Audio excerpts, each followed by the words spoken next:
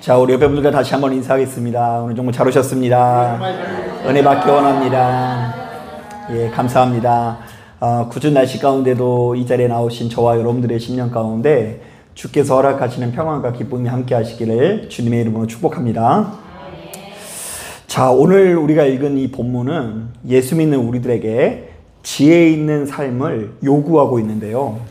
자, 이른바 너희는 매사에 신중하게 생각하고 처신해서 지혜로운 모습이 나타나야 한다라는 것입니다. 자, 그런데 오늘 우리가 읽은 본문은 우리가 이렇게 지혜 있는 삶을 살아야 하는 이유로 참 의외의 것을 꼽고 있는데요. 자, 먼저 16절을 보니까 이런 말씀이 있습니다. 세월을 아끼라, 때가 악하니라. 자, 그러니까 이 시대가 악하기 때문에 우리가 정신을 똑바로 차리지 않으면 세월을 낭비하게 될 수 있다고 하죠. 자, 공동번역 성경에서는 바로 이 본문을 너무나 새롭게 해석을 하고 있는데요. 자, 제가 한번 읽어볼게요. 이 시대는 악합니다. 그러니 여러분에게 주어진 기회를 잘 살리십시오. 자, 한번 따라해 보겠습니다. 너희는 기회를 잘 살리기 위해서 지혜 있는 삶을 살라. 자, 제가 일전에 한번 말씀을 드린 것 같은데요. 자, 그리스 신화를 보면 카이로스라는 기회의 신이 있는데요. 바로 이 신은 외모적으로 볼 때 굉장히 우스꽝스러운 외모를 가지고 있다고 합니다. 자, 머리의 앞쪽에는요, 이 머리가 얼마나 풍성한지 머리가 막 이렇게 길어가지고 이 밑에까지 이렇게 묶고 다니는데요. 신기하게도 뒤에는 머리가 있을까요, 없을까요? 왠지 눈치상 없을 것 같죠? 그러니까 앞에는 이렇게 긴 머리가 있는데 뒤에는 이렇게 벗겨져 있어요. 자, 그러니까 예전에 그 황비용 머리 스타일 아세요? 그분들은 이렇게 앞머리가 변발이라고 해서 다 깎고 뒤에만 이렇게 늘어뜨리잖아요. 근데 이게 바꿔서 앞쪽으로 이렇게 길게 하고 뒤를 밀어버리는 스타일입니다. 자, 그런데 인류학자들에 의하면 이 고대 그리스에서 기회의 신의 생김새를 이렇게 묘사한 이유가 있다고 합니다. 자, 본디 기회라는 것은 앞에 있을 때는 붙잡을 수 있지만 그리고 그 기회가 떠나고 나면 절대로 잡을 수 없다라는 것을 그 기회의 신의 생김새를 통해서 우리에게 증언한다라는 것입니다. 자, 그러니까 우리는 기회를 놓치고 나서 후회하지 말고 기회를 찾아왔을 때 그 앞에서 꼭 붙들어야 한다라는 것이죠. 자, 그런데 제가 이런 얘기를 하면 성도님들이 주로 이런 표현을 많이 합니다. 목사님, 맞아요. 그때 형편이 너무 어려워서 그 아파트를 팔아버렸는데 그게 기회를 놓친 것 같아요. 지금 그게 가격이 2배 됐어요. 이렇게 얘기하시더라고요. 그리고 어떤 분들은 막 주식하는 분들 같은 경우는 아유, 목사님 그때 삼성전자 주식을 괜히 팔아가지고 지금 100배가 됐는데 제가 기회를 놓쳤어요. 이런 이야기 하시는 것을 많이 듣습니다. 자, 가만히 보면 우리들은요, 기회라고 하면 맨날 성공할 기회, 출세할 기회만 떠올리는 것 같아요.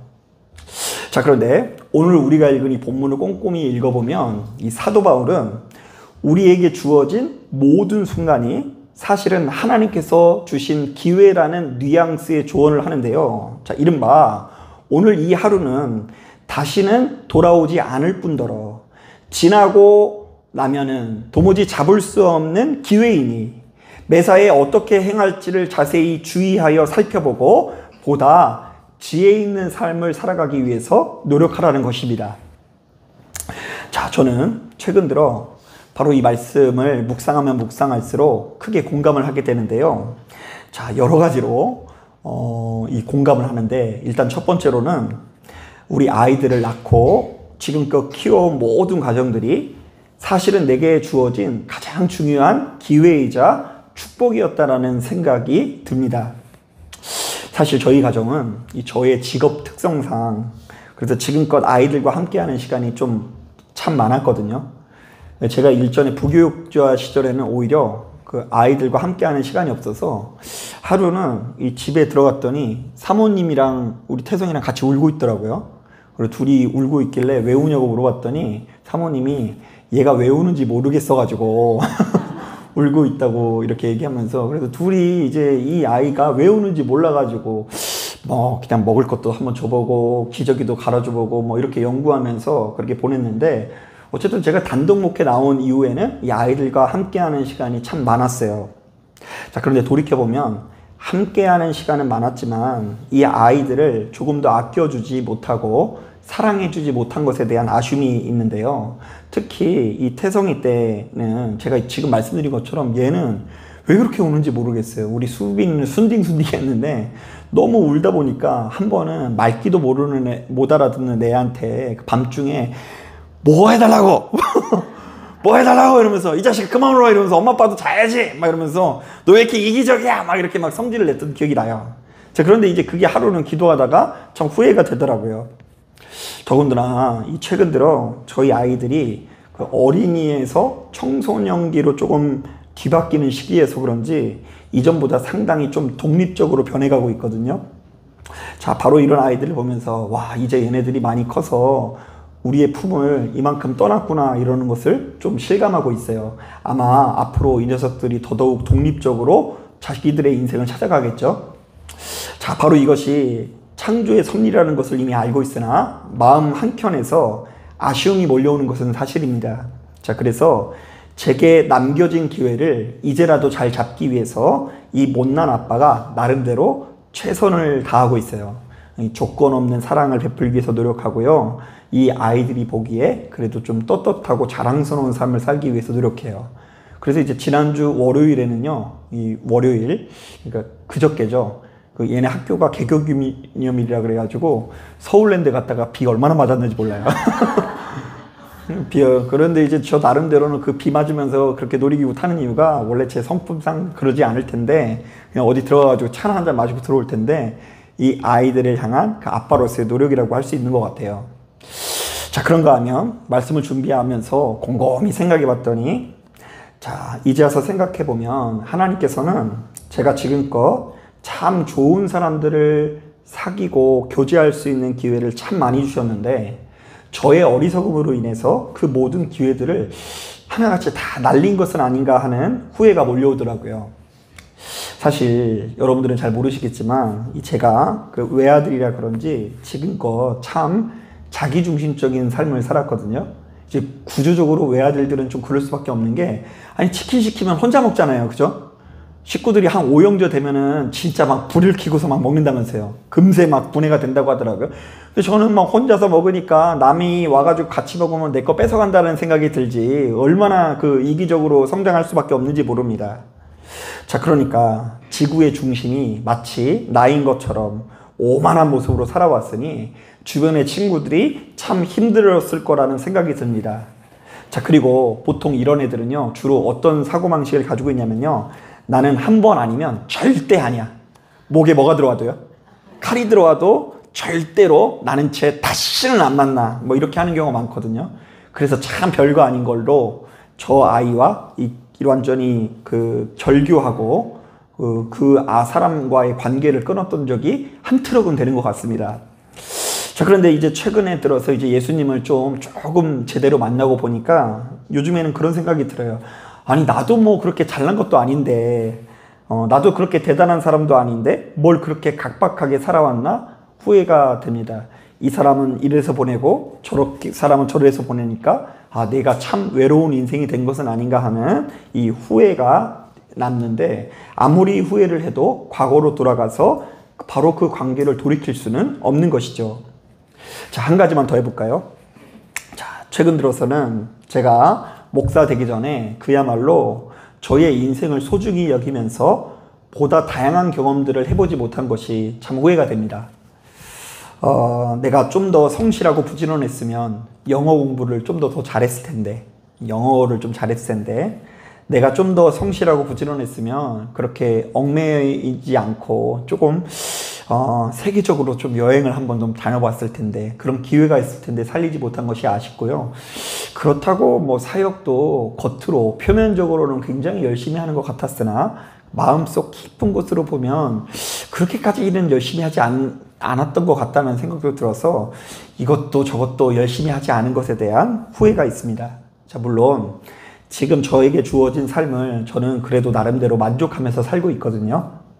자, 매일같이 일어나서 기도로 하루를 시작하고 매일같이 하나님의 말씀을 묵상하면서 성도님들에게 복음을 전하는 삶이 참 좋습니다. 자, 사람이 그 떡으로만 살아가는 것이 아니라 자신이 하고 있는 일에 대한 소명이 있으면 그 어떤 고난과 괴로움이라도 이길 수 있고 기쁨을 누릴 수 있는데, 자, 저는 지금 목사로서의 소명을 가지고 나름대로 감사와 기쁨을 가지고 살아가고 있어요. 자, 하지만 이것은 지금 40대의 한복판에 있는 채운 목사의 기쁨이고, 20대, 30대의 채운 전도사, 채운 목사는 저에게 주어진 기회를 충분히 잘 살렸다라고 자신 있게 말하지는 못할 것 같습니다. 자, 사랑하는 여러분, 지금껏 제가 저 자신의 이야기를 이렇게 장황하게 드렸지만, 자, 여러분들도 바로 이 말씀을 듣는 중에 한 번쯤 생각해 보길 바랍니다. 자, 여러분들은 여러분들에게 주어진 기회를 잘 살리셨습니까? 자, 하나님께서 여러분들에게 주신 가정생활, 특별히 자녀들을 키워나가는 가정에서 마음껏 사랑하고 아껴줄 기회들을 살리신 것 같아요. 자, 혹시 나 자신의 욕심과 욕망과 어리석음으로 인해서 좋은 관계를 맺을 기회를 송두리째 날린 것은 아닙니까? 자, 그리고요, 여러분, 혹시 하나님께서 여러분들에게 주신 인간관계, 좋은 사람과 만나고 교제할 수 있는 기회를 경거망동하다가 날려버린 것은 아닌지 돌아보길 바랍니다.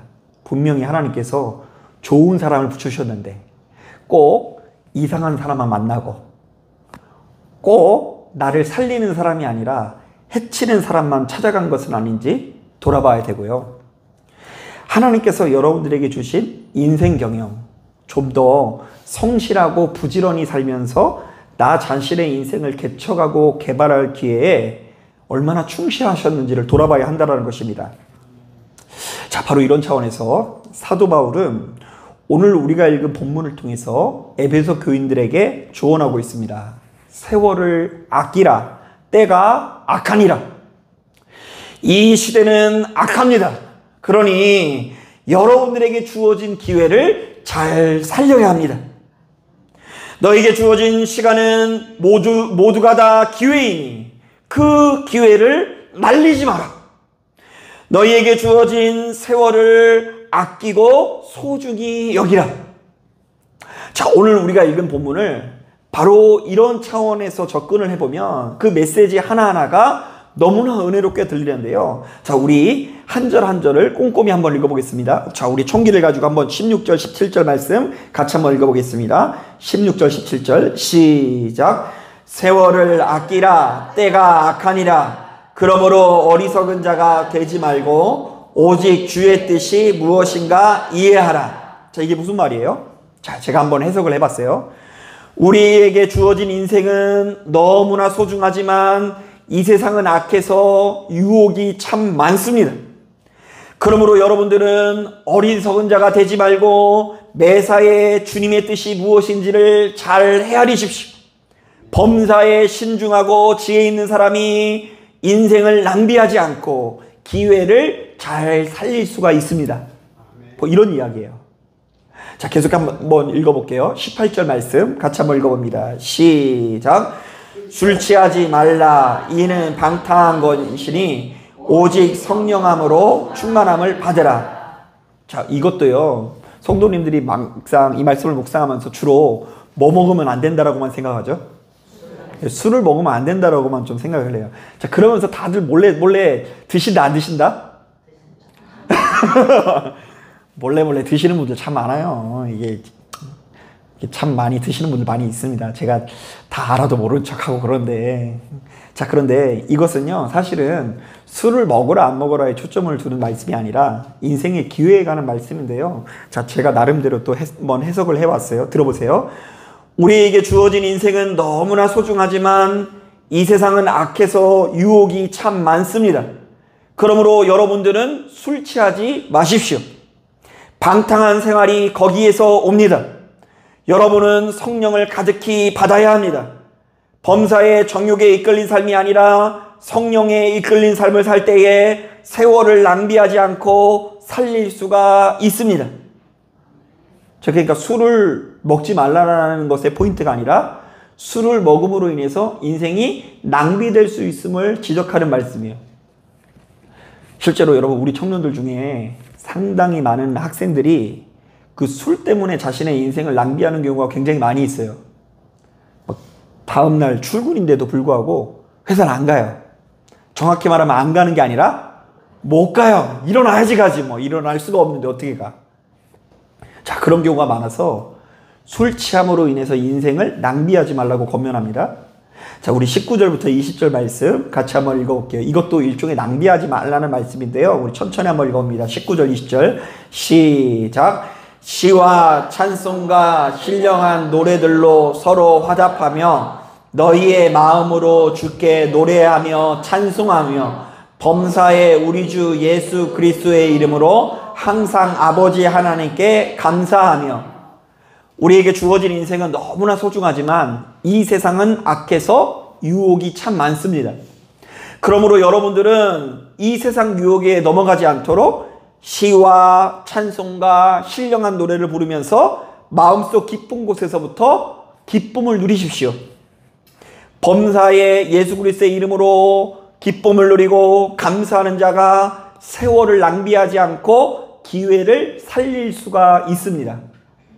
자, 그러니까 여러분, 이것은 우리의 마음을 허망한 상태, 고독한 상태, 울적한 상태로 있으면 반드시 유혹에 넘어간다, 안 넘어간다? 네, 넘어가서 우리의 인생을 낭비하게 될 수 있으니 마음을 비워진 상태로 살아가지 말고 수시로 기도하면서 내 마음에 구원받은 자의 기쁨을 채워서 그것에 이끌린 삶을 살아가기 위해서 노력하라는 거예요. 여러분, 가끔씩 우리 부모님들 중에 이런 부모님들이 있어요. 그 집에 있는 애가요, 그 하루 종일 이제 집에 아무도 없으니까 심심하잖아요. 그죠? 심심해가지고 이 아이가 맨날 외로워가지고 친구들을 만나느라고 할 일을 못해요. 자, 그러면 이제 뭘 하지 말라 그러죠? 너 나가서 뭐 하지 말라고요? 친구 만나지 말라. 자, 그런데요, 여러분, 친구를 안 만나는 게 먼저가 아니라 사실은 그 공허해진 마음을 기쁨으로 채우는 게 먼저겠죠. 아마 집에 그 정말로 기쁘고 즐거운 무언가가 있으면 안 나갈 거예요. 근데 그게 없으니까 밖으로 나가는 거 아니겠어요? 자, 그러니까 여러분, 그것은 어린 아이들뿐만 아니라 우리의 심령도 기쁨으로, 예수 기쁨으로 무장해야지 세상 기쁨에 휘둘리지 않고 우리 인생을 낭비하지 않게 된다는 걸 기억해야 됩니다. 그 사람은 원래 쾌락의 존재여서 자기가 기쁘고 즐거워하는 것을 좀처럼 벗어버리질 못해요. 그래서 족발 좋아하는 사람은 맨날 족발만 먹고요. 치킨 좋아하는 사람들은 그 치킨 끊어낼 수가 없는 것입니다. 자, 그리고 마지막으로 굉장히 중요한 말씀이 있는데요. 자, 우리 21절 말씀 같이 한번 읽어보겠습니다. 시작. 그리스도를 경외함으로 피차 복종하라. 자, 이것은 무슨 말이냐면요, 여러분들은 아무리 못마땅하고 미운 사람을 보더라도 그리스도를 공경하는 정신으로 피차 복종하기 위해서 노력하십시오. 자, 그러니까 화나고 혈기난다고 해서 내 감정대로 다른 사람들에게 다 쏟아내는 것이 아니라 범사에 참고 인내하면서, 그 사람이 이뻐서가 아니라 누가 좋아서요? 하나님이 좋아서, 그리스도 예수의 종이기 때문에 복종하는 자가 기회를 잘 살릴 수 있다라는 이야기를 하는 거예요. 여러분, 어때요? 이 말씀들을 꼼꼼히 묵상해 보면 우리들이 진적부터 복음을 영접하고 지혜로운 삶을 사는 것이 참 중요할 것 같죠? 예. 자기 소견에 옳은 대로 사는 사람, 자기 정욕에 이끌린 삶을 살아가는 사람, 자기가 살고 싶은 대로 살아가는 사람은 매사에 기회를 살리지 못할 뿐더러 세월을 낭비하기 마련입니다. 자, 그렇다 보니 일평생 아무렇게나 살다가 분수 이상의 삶만 탐하다가 아무런 열매 없는 삶을 살게 되고요. 또한 최후 심판날 슬피 울며 이를 가게 되는 역사를 누리게 된다는 것입니다. 자, 그러나 예수 믿는 우리들은 날마다 기도하고 날마다 하나님의 뜻을 듣는 가운데 영적인 거울에 자신을 비추어 조금 더 좋은 선택의 길로 나아갈 수밖에 없습니다. 자, 그래서 여러분, 제가 사실 이런 이야기를 참 들으면 좋아요. 야, 목사님, 제가 목사님이랑 신앙생활을 좀 오래 했더니 이전과 동일한 상황인데 전혀 다르게 대처했어요. 이런 얘기 들을 때 그렇게 좋더라고요. 왜냐하면요, 저는 그 얘기가 어떻게 들리냐면, 목사님, 제가 이번에 기회를 어떻게 했다고요? 잡았어요. 이런 얘기를 들리는 거예요. 옛날에는 그냥 그 휘발유를 그냥 불 붙이는 그냥 그런 종류의 성질을 가지고 있었는데, 이전에는 그냥 휘발유에 불을 붙어가지고 그냥 모조리 다 태워버릴 것 같은 그런 종류의 정황동 휘발유와 같은 삶을 살았다고 한다면, 이제는 그것을 제가 그래도 목사님 말씀 듣고 좀 인내했어요.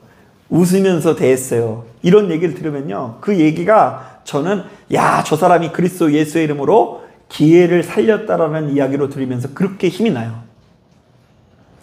그리고 주어진 상황 가운데 항상 부정적이고 좋지 못한 이야기만 하고 주변 사람들의 희망만 꺾는 부정적인 이야기를 하는 사람이 그래도 자꾸 그리스도의 이름을 가지고 소망을 이야기하는 사람, 행복을 이야기하는 사람이 되는 것을 볼 때에 야, 저 사람이 무엇을 잡았다? 기회를 잡았다라는 생각이 들어요. 자, 사랑하는 여러분, 바로 이 말씀에 귀를 기울이시고 무엇이 내 인생의 기회인지를 명확하게 아시길 바랍니다. 자, 이 말씀을 듣고 그냥 맨날 옛날이요 하면서 그냥 옛날에 기회 못 잡은 거 이런 거 생각하지 말고요. 지금 내게 주어져 있는 오늘 이 하루도 뭐라고요? 기회다. 아직 늦지 않았다. 바로 이 말씀을 귀를 기울이시고 세월을 아끼시길 바랍니다. 다시는 열매 없는 어둠의 일에 참여하지 말고 도리어 책망하십시오. 괜시리 충동적으로 살아가거나 방탕하게 살거나 허황된 세상 즐거움을 쫓으며 살지 마시고 혈기가 난다고 그 감정 그대로 누군가에게 쏟아내지도 마십시오. 이제 복음을 영접한 우리들이 남은 인생을 어떻게 살아가야 하는지를 보다 분명히 하시고 이전에 했던 실패를 다시금 반복하지 않게 되기를 주님의 이름으로 축복합니다. 아멘. 자, 기도하겠습니다.